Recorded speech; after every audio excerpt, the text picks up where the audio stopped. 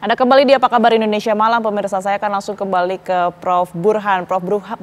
Burhan, kalau tadi sudah dijelaskan begitu ya, apa saja konsekuensi yang kemudian ini akan didapati oleh para kepala daerah yang kemudian ini tidak hadir dalam retret. Tapi Anda melihat Pak Presiden Prabowo ini menyangka tidak sih kalau dampak yang terjadi akan sejauh ini? Dugaan saya tidak ya, karena Pak Prabowo kan punya hubungan yang baik dengan Ibu Mega. Oke. Bahkan kita tahu 2009 Pak Prabowo maju sebagai cawapresnya Ibu Mega. Jadi mungkin di luar dugaan Pak Prabowo, reaksi atau respon Ibu Mega terkait dengan kasus Mas Hasto sekeras itu. Ya.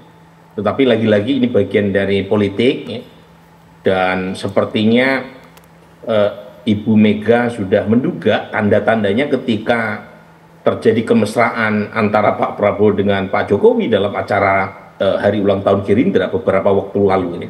Tak lama kemudian terjadi putusan penolakan terhadap gugatan pra-peradilan yang diajukan oleh Mas Hasto yang kemudian berujung pada penahanan dirinya sebagai tahanan KPK ya dalam dua kasus, dua sprindik sekaligus. Jadi lagi-lagi ini isu yang menarik secara politik tentu saja. Dan tadi Detikcom mengabarkan potensi terjadinya kegagalan komunikasi di belakang layar karena Mas Pramono yang sebelumnya ditunjuk sebagai jembatan ya antara pemerintahan Prabowo dengan PD Perjuangan, bahkan juga menjadi semacam jembatan buat mengkomunikasikan kebijakan DPP PD Perjuangan dengan para kadernya yang terpilih sebagai kepala daerah kaitannya dengan retreat itu. Konon menurut berita sudah kembali ke Bandara Internasional Jogja.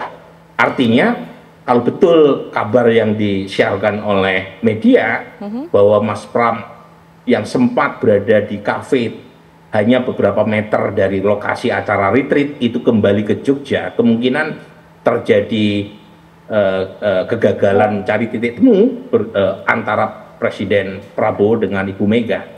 Dan ini konsekuensinya tentu buat kepala daerah ada 40-an lebih tadi makin terkatung-katung karena mereka sudah berada di Magelang tetapi takjua instruksi penundaan dicabut, saat yang sama acara retreat sudah berlangsung 3 hari nih. Iya.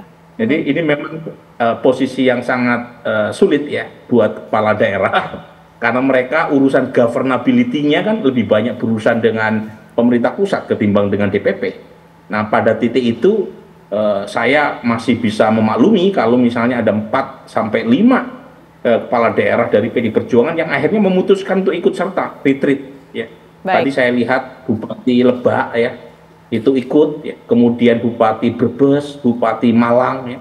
Jadi ini beberapa kepala daerah yang melakukan semacam tanda kutip pembangkangan ya, karena ikut retreat tanpa menunggu terlebih dahulu restu dari Ibu.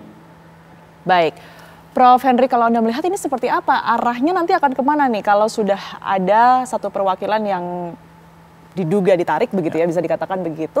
Nanti siapa yang akan menjembatani antara PDI Perjuangan dengan pemerintah? Itu yang pertama. Dan kemudian ini kalau toh nanti akan tetap jadi mengikuti retret, kira-kira kapan Prof? Ini sudah masuk hari ketiga. Saya mau membicarakan tentang hubungan PDI dan pemerintah. Oke, silakan. Saya melihat bahwa Pak Prabowo itu belakangan ini itu ingin membranding dirinya sebagai tokoh nasional yang bisa dekat dengan siapa saja.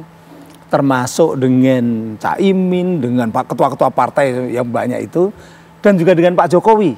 Ya, dia orang yang bisa dekat ke sana. Ya. Saya yakin bahwa ke depan juga akan bisa juga dia bertemu dengan Bu Megawati. Karena tadi seperti kita ketahui juga Mas Burhan juga mengatakan hubungan Bu Mega dengan Pak Prabowo itu kan bagus. Ya. Bahkan yang menarik katakanlah Pak Prabowo ketika stateless di Jordania itu juga Bu Mega. Ya.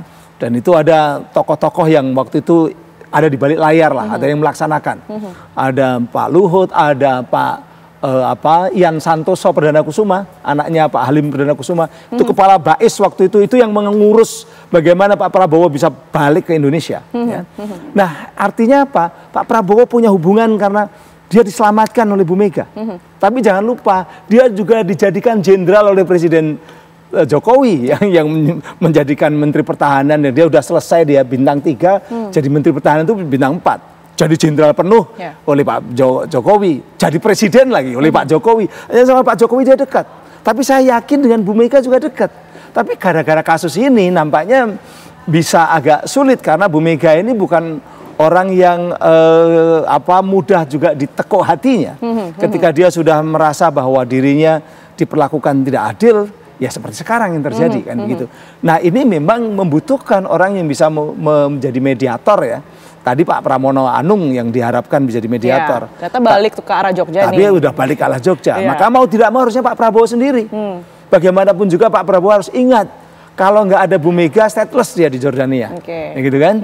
Nah, ini perlu dipikirkan oleh Pak Prabowo. Dan supaya Pak Prabowo kembali bahwa membranding dirinya bisa menjadi pemersatu elit-elit politik benar-benar dilakukan. Gitu. Itu yang perlu dilakukan. Nah, terakhir tentang konsekuensi. Memang yang dikhawatirkan kepala-kepala daerah itu adalah hubungan dengan pusat itu kalau sudah menyangkut tentang anggaran. Sehingga itu pasti mereka khawatir. Tapi kalau anggaran kemudian nanti dipersulit atau dipersempit gitu ya oleh pemerintah pusat, itu juga dampaknya juga pada pemerintah Pak Prabowo, seolah-olah Pak Prabowo bukan negarawan, kan begitu kan? Oh, ternyata dendam juga dengan kepala-kepala daerah yang tidak ikut retreat kan begitu. Ini catatan-catatan yang perlu menjadi literasi bagi masyarakat untuk menilai PDIP maupun menilai Pak Prabowo maupun juga menilai kalangan kepala-kepala daerah itu. Oke, baik Prof. Henry, ini tentunya intinya kita masih harus menunggu begitu ya bagaimana kemudian ini kebijakan baru yang nantinya mungkin akan dikeluarkan begitu ya oleh Bu Megawati Soekarno Putri begitu berkaitan dengan banyaknya kader dan juga kepala daerah ini nanti akan jadi gabung retret atau tidak. Betul. Gitu ya. Baik, terima kasih banyak Prof. Henry dan juga Prof. Burhan sudah bergabung bersama kami di Apa Kabar Indonesia Malam. Sehat selalu semuanya. Baik.